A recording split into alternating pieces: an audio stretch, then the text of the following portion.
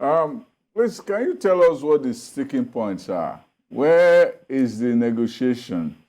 Who is conceding what, and what is the problem right now? Well, the negotiation is straight in terms of conceding, unless somebody wants to be unnecessarily difficult, because those are negotiated items that we are waiting for implementation. The issue of short payment of those that worked in PHCN, by 16 months. 16 months pension remittance, 16 months short payment in gratuity. That is the one that has some level of monetary value. The other ones are administrative somersault by those in government. A letter from a head of service to somebody was interpreted to be a circular. The two are not the same.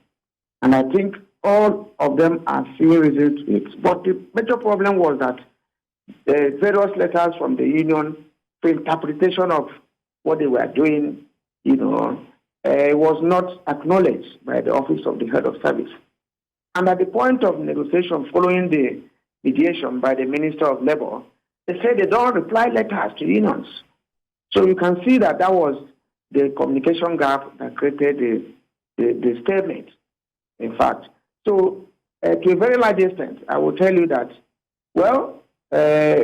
those ones may have realized their error, that you don't do a letter to somebody else and you generalize it to be a circular.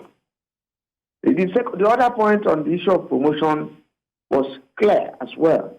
This is the way the promotion issues are being conducted based on collective agreement and based on condition of service.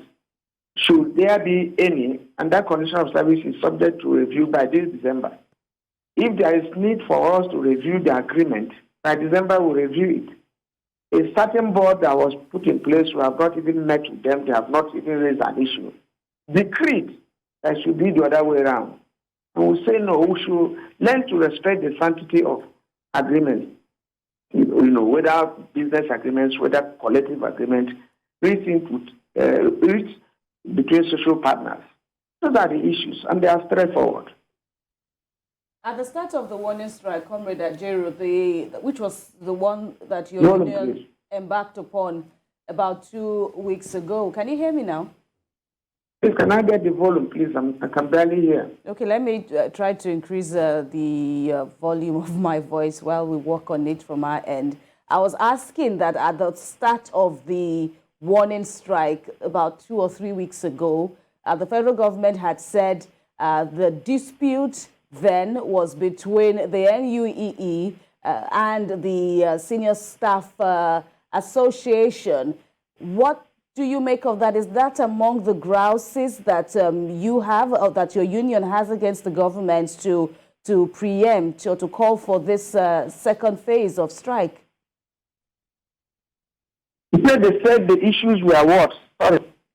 Initially, the federal government said the strike then was due to a sort of dispute between the NUEE and the Senior Staff Association of the employees. No.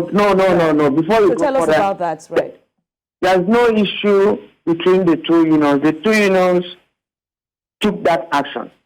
The two unions were on one side during negotiation, and the federal government was on one side. The issues in dispute was the issue of entitlement and welfare of the workers.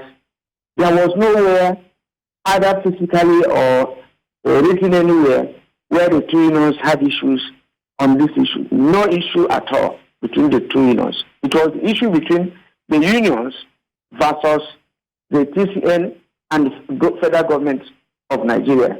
Over an agreement of 2013 that was not implemented, there was even an action in 2019. That the Speaker of the House of Rep mediated and said that this will be implemented in 3 months. I told him they won't. He said, no, we should take them for their words. And 3 months turned to 3 years. And it was equally brought up again. So there was no issue anywhere, between the Senior Staff Association and NUEE. None. Okay, Comrade, talk to us basically in all of this dispute. It looks like, or it seems like, perceptively, it's just about the welfare of the electricity workers, and not necessarily about the energy sector or the power sector. Well, there will be no energy sector if there are no workers. You know, there will be no electricity if there are no workers. And like I said earlier, we had no agreement to say that whether we are paid, whether we are taken care of or not, we shall continue to work. We don't have such agreement. We didn't have such an agreement that we should walk to the office and that those who have left service should go and die. We had an agreement, and we believe that anybody who goes to equity must go with clean hands. And you can't be failing in your own responsibility and then you expect the other people, you know, to contribute with their blood for the sustenance of the sector. That is not.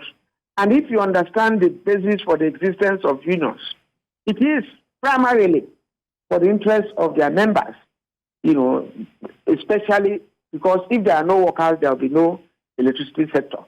And if you don't want to take care of the electricity sector and you now think of, you know, power supply, it doesn't work. So what is going on now? Is the government telling you that they don't have money, or is it that the government does not want to pay?